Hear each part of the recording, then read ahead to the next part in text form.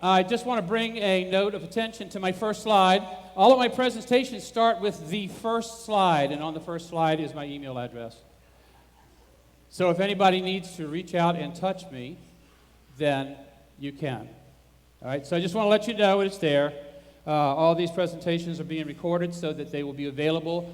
The feast site's going to handle that. So anyhow.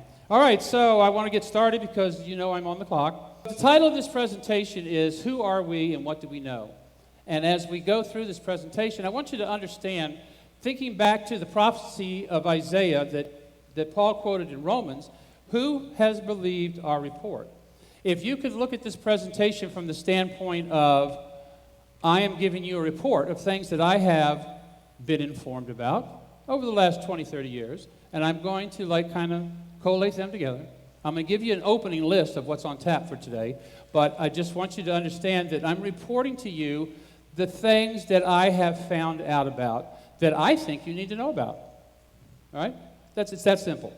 All right, so here we go. On tap, we got to start with a couple of definitions. I was having lunch with a friend who lives next door today, and we were discussing some interesting topics, so I won't go into that right now, but the thing that was brought up was, we need to make sure that we have the same definitions, or we could be talking about different subjects. I totally agree. So I have to define two words, and I will go through. I'll have a couple of examples sometimes. All right, the first word is the first two words that I want to define is anachronism and syncretism. Now, I'm thinking you probably are familiar with syncretism, but anachronism is a little bit different, and so I have got a few examples of this because it's important. I'm going to be quoting other scholars who use the word, and I want that to have meaning for you, and so you need to understand the word. It's a complicated word, okay? It's made up of two parts, ana and chronos. Chronos is the word for time, all right? And ana is not. All right, so let's take a look.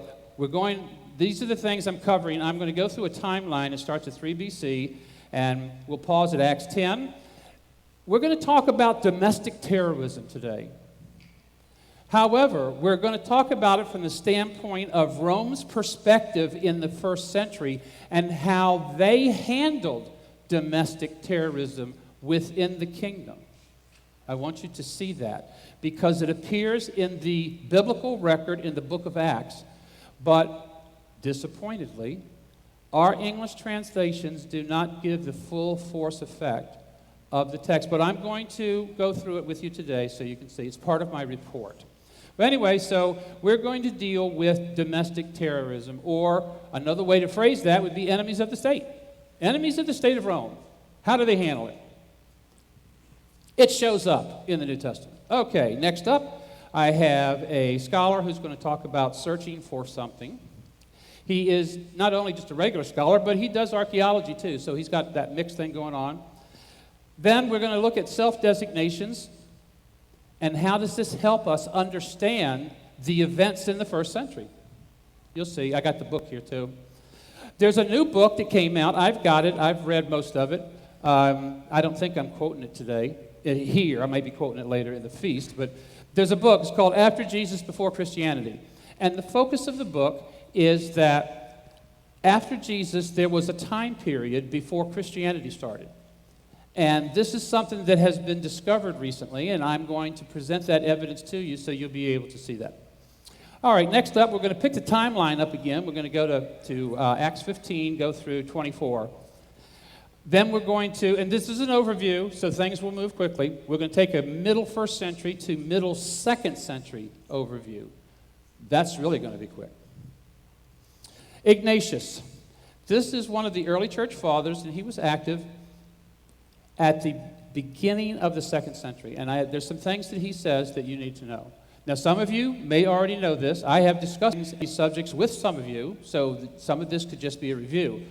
But he says some things, and you need to know about it. P-oxy. Is this a new washing machine additive? It is not. It is a document that was found recently and has been dealt with, and I'm going to share a bit with you so you can see how this works. Jerome. is an early church father. So this section of the presentation is called Early Church Fathers versus Peter, Paul, and Mary. Okay, we're going to be discussing the interaction of early church fathers, 4th and 5th century, with us, okay? Then, after we get through all of that, this is going to go quick, rethinking the beginnings. This is what I want you to do. I want you to rethink the beginnings with this evidence that I'm going to present. And then I'm going to ask a question. Becoming Christian, is that a good thing? You will decide. The last section is going to be excommunicating the faithful. That is also in the New Testament. A whole book is dedicated to it, and I will go through that with you. And finally, the question that I always have to ask is, you're sitting in here, you're listening to what I'm saying, you're reading the quotes as I read them from other people who have done archaeology, they've done study, etc. What are you taking home from this presentation? You need to make that determination when we get to the end. Now, some of the things I'm going to present are going to be difficult to accept on the first pass. I'm just saying, authentication is the order of the day. Do not just take what I say at face value, because what if I'm wrong? It's important to consider that. All right, let's get started. Anachronism. Here's the definition. An anachronism is an event that does not belong in the time period in which it is presented. It's vague. It's kind of obscure. But here's an example of an anachronism. This is President Abraham Lincoln using a Hewlett-Packard laptop. That is an anachronism. The Titanic. There was a movie created, I'm going to say late 90s, I think that's close. It was called The Titanic. And it was a movie about the Titanic that sank in the early 1900s. I'm going to take a guess there, I think it's 1915, but I'm not sure. So anyway, in the movie, there is a young man, and he's discussing, I think it's just some people sitting around together, and he's discussing his personal life, just as an aspect, single aspect of his personal life. And so he was talking about going ice fishing, because he lived up north in America. He's talking about going about ice fishing in Lake Wissota. That's mentioned in the movie. But here's the problem. Lake Wissota is a man-made lake and wasn't created until 5 years after the Titanic sank. Therefore, it is impossible that he was fishing there 5 years before it was created. That's an anachronism. I hope as I go through here, it makes a little more sense. How many have heard of a movie from the 80s called Back to the Future? Yeah, okay. Well, how many recognize this young man? Yeah. Okay, you see the guitar he's playing? 1955? That guitar wasn't made until 1958. That's an anachronism. What can I say? And then there is Catholicism. I have to ask a question about this. What about Catholicism? How do they fit into this picture? Well, here's how they see themselves fitting into the picture. The early church was the Roman Catholic Church. Started at Acts 2. Now, I just got this book just a few days before I left for the feast, so I couldn't finish it, but I will be addressing these issues. All right, so remember this definition. An anachronism is an event that does not belong in the time period in which it is presented. And I'm going to put this up again, because somebody else is going to say something about this, and I need to make sure you're following and you understand. All right, so syncretism is a much easier definition. It's the name given to the blending of elements from more than one religion into a distinct system of worship. We've been warned about this, and here's where we were warned. Deuteronomy 12:30, take heed to thyself. By the way, for those of you who are concerned about the archaic language, I do own the King James Bible.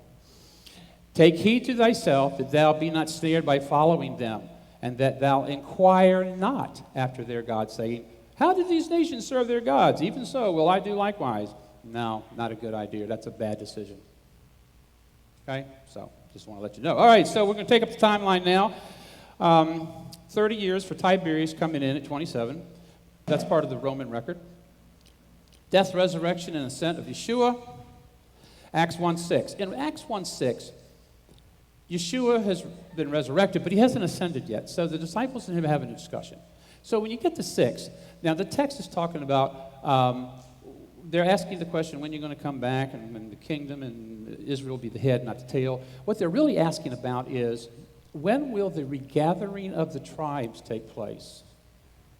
Just plug that in. Just keep it there. And so he gives the answer and is saying, well, I don't know, but it's going to happen. But right now, I want you to focus on this. So that goes into 1, 6, 7, and 8. You read that but when you go back and read this again, just in your mind, replace what is said with, when will the tribes be regathered? And then just see what it does. Okay, Acts 2. Many of us are familiar with Acts 2. There were some events that took place there that were important. And I'm hoping that the people who were generally attending Shavuot, I'm hoping that they made it, because if they didn't, they'd be really disappointed when Paul got back of what happened. All right, Acts 9. Now, this is where Paul was traveling from one place to another. And as you know, he saw a bright light, and some stuff happened there. Now, there have been those who have said, well, this is where Paul was converted to a Christian. I actually have read that in some literature. So I just want to let you know, I'm not good enough to make this up. So it is there. But we're going to see if that fits. All right, continuing Acts 10. In Acts 10, we have Peter. And Peter is dealing with Cornelius. And they get together and they have a discussion, the events that happens, and it's kind of interesting. Boy, this is really a fast overview, isn't it? All right, now, Acts 11. This is where domestic terrorism is discussed in the New Testament. So I'm going to walk you through it. Here we go. How did Rome handle enemies of the state? And, think about it. Rome is a very large empire. And they take nations in, usually they beat them up, and then they bring them in. They become like slave-like to some degree. And these people are constantly wanting to not be under Rome's thumb. And so there's unrest, and there's a variety of stuff that goes on. And Rome's got to have people everywhere, like law enforcement, to keep the eye on what's going on. So domestic terrorism was an ongoing event. So they put together a system. And I'm just going, I said this is an overview. Okay, so what they would do is they would take, when they were using the Greek language, because that's a pretty popular language at that time, not everybody did Latin. But if you take the Greek keyword and you add the Latin suffix, now you've put a hybrid word together. This is the hybrid word I'm going to show you. It shows up in our New Testament in Greek. Now, the Latin suffix is translated into Greek letters. I'm going to show you that too. So you'll be able to see it. And I'm going to put a couple of pieces of reference material so that you can follow up and see more. I've got a dozen. I'm putting up 3. All right, so just so you can get a feel for it. But anyway, the way they handled it, and this is very important to who we are, is they take a Greek keyword for that people group, and they add the Latin suffix in Greek, and presto, new word. They did that for everybody, and they did it for us. All right, so if you were going to look at a Greek word for Christ, here you go. Follow me as I read the letters to you, left to right. This is not Hebrew.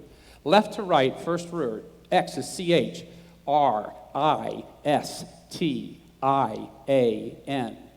Christian. That's the letters. That's what that spells. Now, let's look at the next word to the right. And you notice I have this or that. Let's walk through the letters. Christianos. Christianos. All right. Now, adding the Latin suffix equates to enemies of the state for Rome. This is how they designated groups. So I'm going to show you now Acts 11, where this comes into play. 1126c. You don't have to raise your hand, but I bet many of you have read this verse in English. And the disciples were first called Christians in Antioch. Some of you have probably read that, right? Do you see that the Greek word is actually Christianos, which is the one with the Latin suffix? So what does that mean to us? Okay. I have put 2 books here for you. The title, Christianos and Roman Imperial Cult, and Why Were the Disciples First Called Christians at Antioch? These are sources you can go find. I do a lot of Kindle stuff because when I travel, then I have access to it because it's in my phone, it's on a tab, that type thing. All right, what I'm going to show you text-wise is the École Biblique from Jerusalem. This Jerusalem is a journal that is printed and published out of Jerusalem, and this is volume 31 from December 1992. The quote was originally in French, which I have. I'm going to put on the screen with the next slide, and then an English translation, but I'm going to move through that so I can read it to you so you don't have to read the small print. All right, so this is what it looks like in small print. I took a picture of the screen. All right, so the top part is in English, the bottom part is in French. Here's what it says. Why were the disciples is the question at hand. The word Christians, think about this now, the word Christians presupposes Jewish expectation of the Messiah. What was the word in Hebrew? Mashiach. When it came over to Greek, what was the word? Christ. They mean the same thing. Different language, different people groups means the same thing.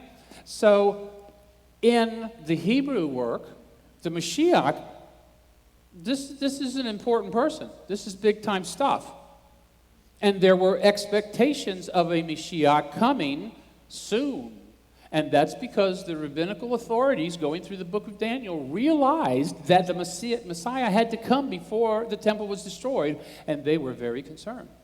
But I'm not going to get really heavy into rabbinic stuff. I'm just saying that being the case, there was an expectation. And do you think Rome didn't notice that? Rome noticed that. So that's why I have here that an expectation which had political implications. So if you're going to be talking about political implications, and I think it's very important that I mention this, who is Lord? The emperor.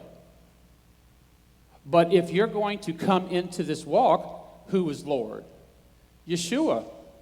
So now we have a Rome, I'm going to get in your face and say, your emperor ain't Lord. My Lord, Yeshua, he's the Lord. They're going to say, oh, okay, that's cool. I don't think so. So this is where in the first century you start your walk, is getting in Rome's face and letting them know who's the true Lord. That always went well. Okay.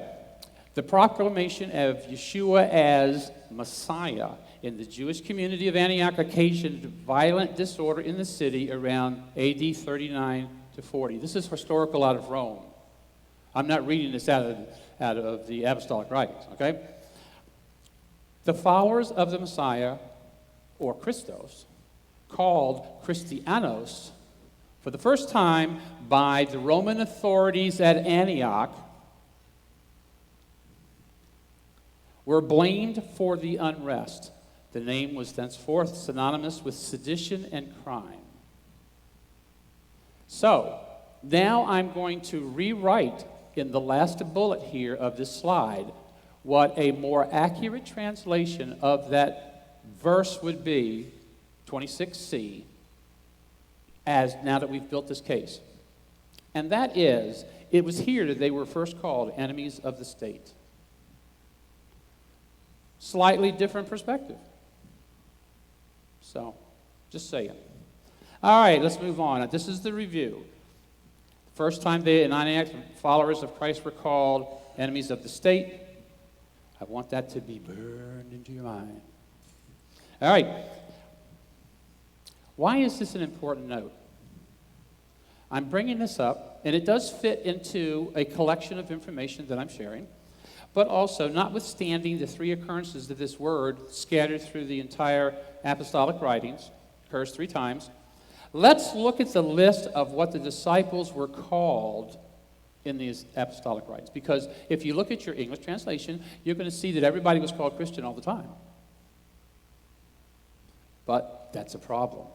All right, self-designations is what I call this, and I got this from the title of this book, which is right here in the picture. Self-designations and group identity in the New Testament. So, here's a list out of the book, which I wrote down to simplify this for you, of the collection of every single occurrence where the believers We're called something. Okay, here we go. Believers, saints, the assembly, disciples, the way. Christian? No. Yeah. Interesting. Stay with me. Let's go to archaeology. AW means apostolic writings, by the way. What terms would, this is a quote from the book, what terms would early Christians have used when they addressed one another?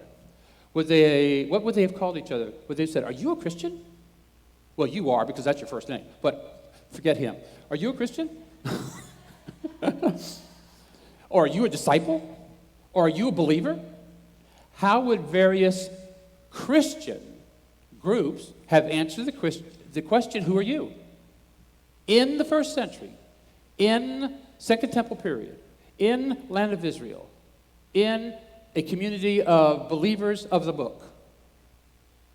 What would they, okay? Now remember, I'm quoting, this is a quote. How did the authors refer to members of the communities to whom they were writing, and how would these members have referred to each other? And here in section 1.3, so if you think about it, section 1.3 is the beginning of this book. He's got a whole book. You saw the book. It's a big book, and he builds a case, and I'm just giving you section 1. So here we go. The term Christian, it is obvious that when we discuss the earliest Christians, we need a designation to use. Until recently, Christian was the term that most scholars used, and that is true. I've seen it. However, it is hard to avoid the charge of anachronism in the use of the term. That's the key word. That's what I wanted you to be able to get. All right? Anachronistic. An anachronism is an event that does not belong in the time period in which it is presented. So in the previous slide, he said, however, it is hard to avoid the charge of anachronism in the use of the term. That means he's stating from his work that calling people Christians in the first century when it is not reflected in the underlying text is causing something to be not in the right place. That's important. All right, let's keep going. His conclusion is the word Christian is never used in the apostolic writings in the first century as a self-designation. Well, that's kind of interesting. Let's keep on going. This is another doctor, scholar, archaeologist. There's the link to be able to access document. The book is called The Archaeological Quest for the Earliest Christians. By the way, this presentation, which is currently you're seeing in PowerPoint, will be converted to PDF and made available to everybody who wants it. And when you get it, when you click on this link, even though it's so small you can't read it, it'll take you right there. So it's good. Okay, this is from 2018. This is a quote, very interesting. The race for the next spectacular artifact is on. The assumption seems to be that if we could just look a little harder, if we could just dig a little bit deeper, one day we'll find the one piece of evidence that will take us back to the earliest age of Jesus and his followers. To many, it's an urgent archaeological mission with profound implications for the history of the faith. Just don't hold your breath. For almost 200 years after the crucifixion, Roman cities are entirely devoid of any trace of early Christians. Wow. This is an archaeologist talking now. No one, to date, no one has ever found any object that's been plausibly connected to them. Wow. But here's the thing, profound implications for who? Well, for the faith called Christianity. No problem for the sect of the Nazarenes. All right? Continuing, here's a picture of the book. After Jesus, before Christianity. And the title at the top, I'm sure it's hard to read, but Historical Exploration of the First 2 Centuries of the Jesus Movements. So there you go. Now, let's pick up our timeline again. We're going to start with Acts 15. As you know, there was a discussion about Gentiles coming in and what we're going to do. And I'm not going to get into all of that because I'm sure it's been covered here ad nauseum. But I do want to say that there were 4 things that were pulled out of what Moses did dealing with strangers, the Gers, in Torah, and applied in there. So, There is a document which I am currently exploring in great detail, which I will present the next time I have an opportunity to present.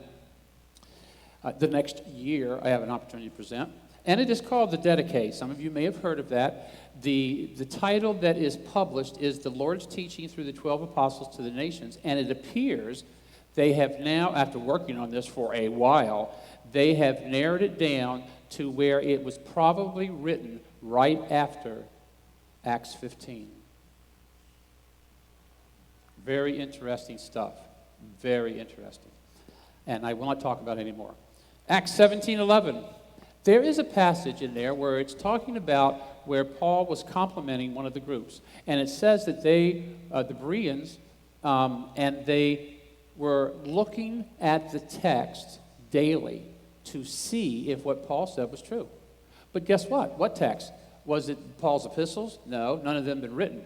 Gospels? None of them had been written. The rest of it, with the exception of James, which was written in AD 40, nothing else was written. So they're not looking at apostolic writings. They're not looking at a New Testament. The only thing they have is the Torah, the writings of the prophets, and that's what they're looking for to confirm whether or not Paul is making his case.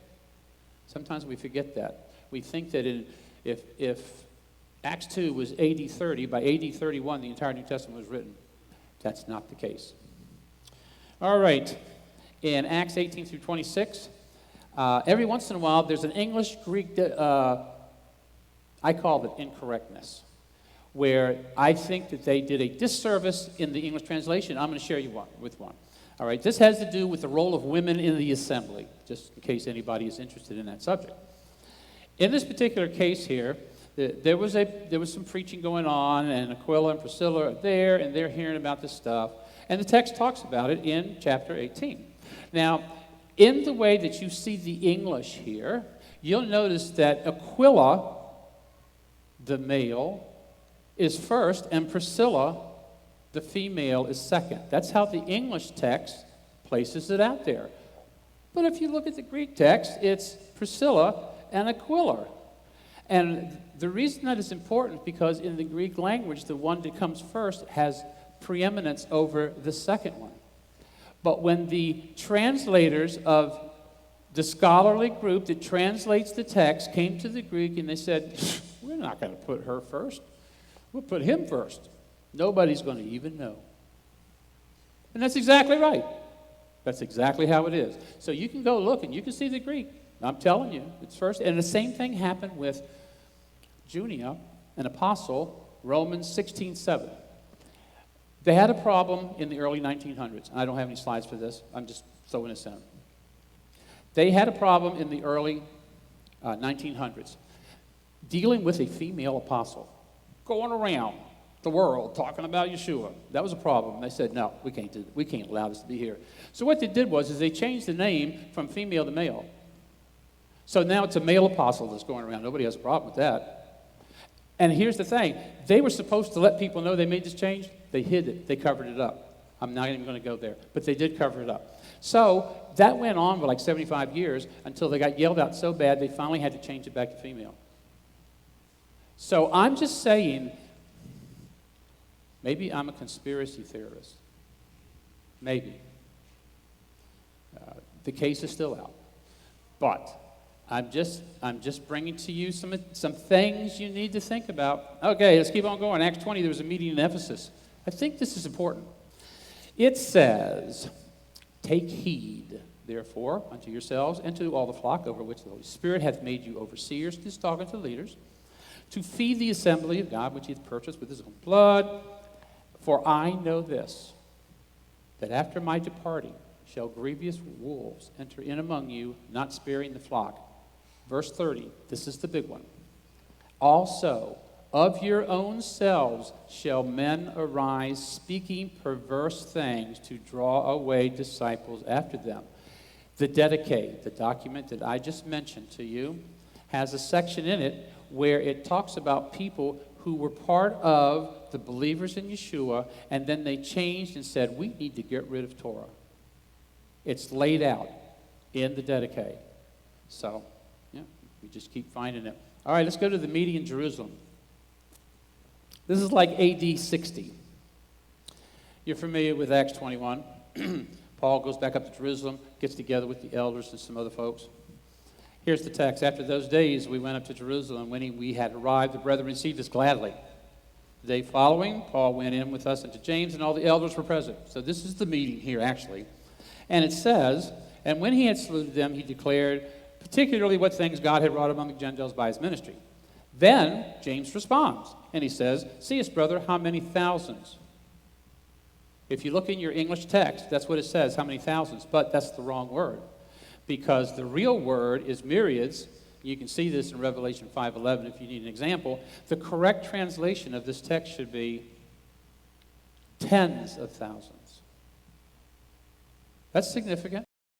At a minimum, that's 20,000. That's a large number. Wherein you read, I've read some Christian literature, believe it or not, and they say, yeah, maybe 1,000 or 2,000 people who believed in Yeshua. Nope. Incorrect. We need to know. All right, Acts 24, 1 through 5 and 14.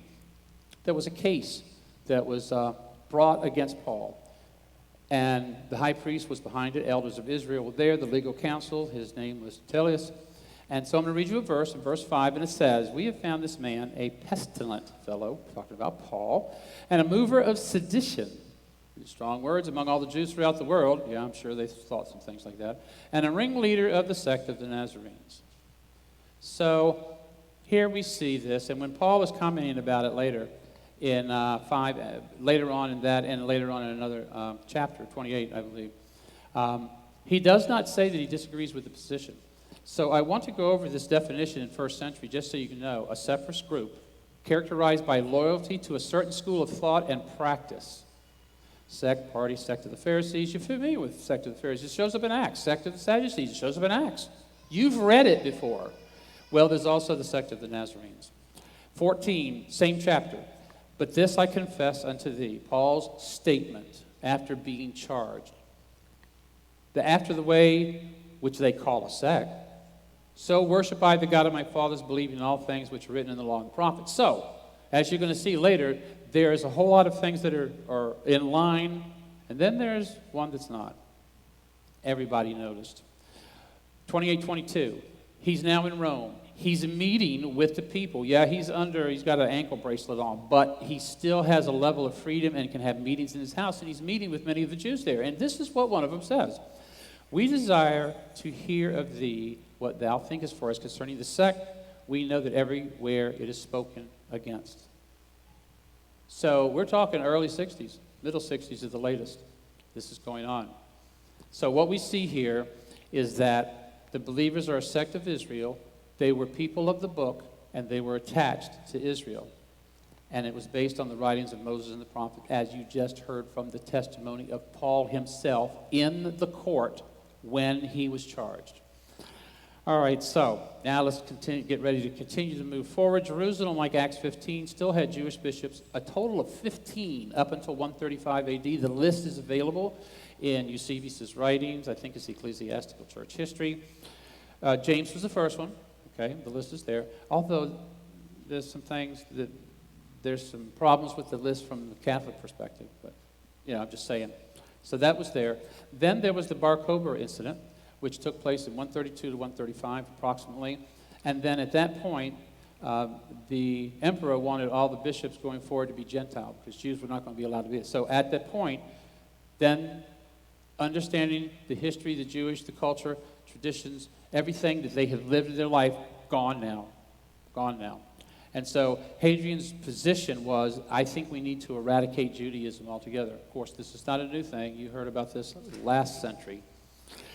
Continuing, bishop early in the 2nd century, this gentleman's name is Ignatius. The first occurrence of the word Christian as a definer is from the book of Magnesians, the letter of Magnesians that he wrote, and I'm going to quote it. He says, this is the first occurrence, we are not only to be called Christians, but to be Christians. 6, let the bishop preside in God's place. I don't know. Let the presbyters take the place of the apostolic council. Now, I was a congregational leader, but I still need to be held accountable for the things that I say and the things that I do. So Let the bishop preside in God's place? Maybe that's a slight overstatement. Don't know. Haven't really thought about it a lot. The presbyters took the place of the apostolic council that was in 50. So now this is a change. This is a change. 7, you must not do anything without the bishop or presbyter. This I have a problem with. 8, do not be led astray by wrong views or by outmoded tales that count for nothing. For if we still go on observing Judaism, we admit we never received grace. I think we're on a slippery slope now. 9, those then who live by ancient practices arrived at a new hope. They ceased to keep the Sabbath. Of course, I haven't found that text yet, but that's what he says happened. And then 10, hence now we must learn to live like Christians. In other words, we need to get rid of the bad yeast. It has grown stale and sour. It is monstrous to talk of Jesus Christ and to live like a Jew. For Christianity did not believe in Judaism, but Judaism in Christianity. I want to caution you lest you fall prey to stupid ideas. And so it begins. And so it begins. All right, let's talk about that additive for your washing machine. I call it P-oxy because there's no way I'm going to say that word. Okay? But it's a papyrus. It was discovered a century ago, and it was number 840. And while I'm not sure the Gospel of the Savior is the real title of this document, there's some good stuff in it.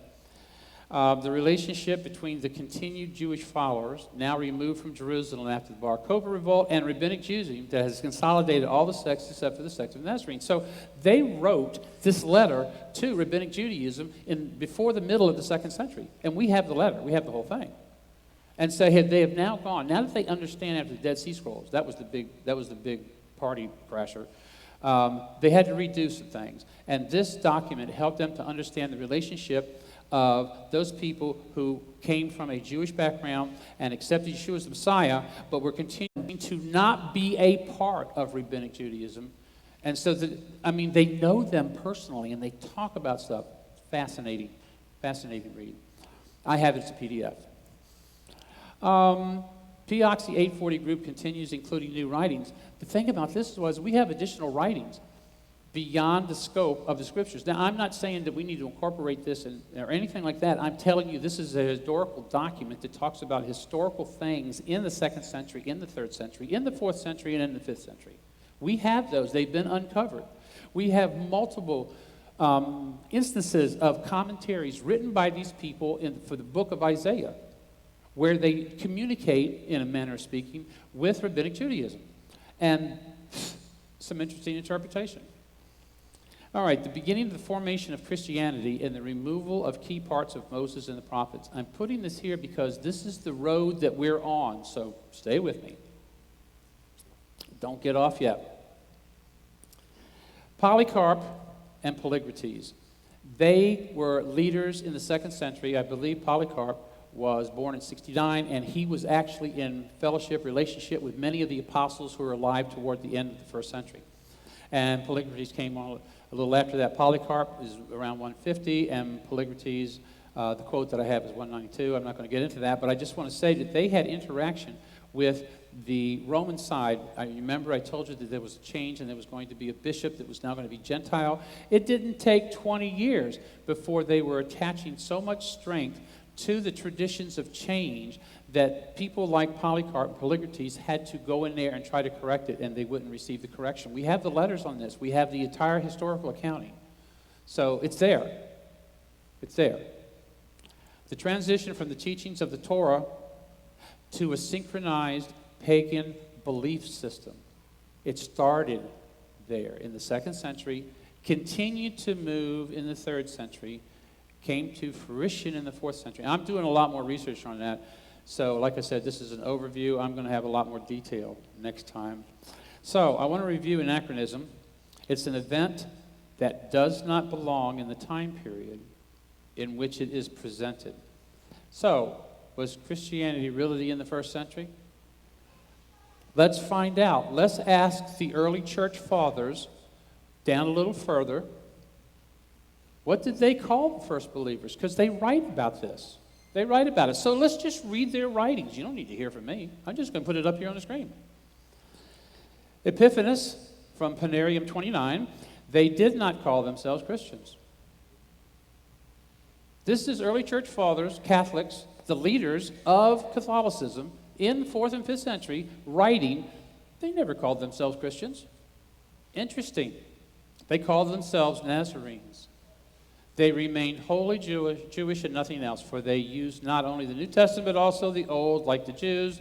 They live according to the preaching of the law, as among the Jews. And I just want to say, Constantine's dead and gone when this is written. This is a long time after that. Let's go to another one. Another early church father, well-established, wrote the Latin Bible. His name was Jerome. And this is what he writes. The Nazarenes accept Messiah in such a way that they do not cease to observe the old law.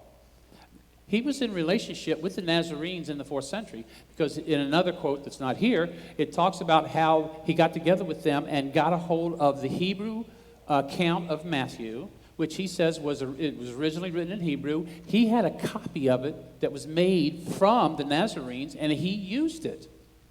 So that's interesting.